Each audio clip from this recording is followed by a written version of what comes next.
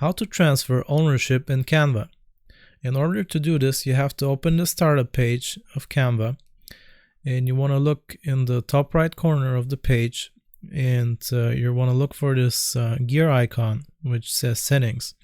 You're going to click on that. After this, you're going to look down here to the left where it says team details. After you click on this, you can manage your team from here. You just click on change owner and this window will appear. And here's where you would see all your members of your team. Now, if you want to look for a specific one, if you have a lot of team members and you want to look for a specific one, you just type in their name here like this.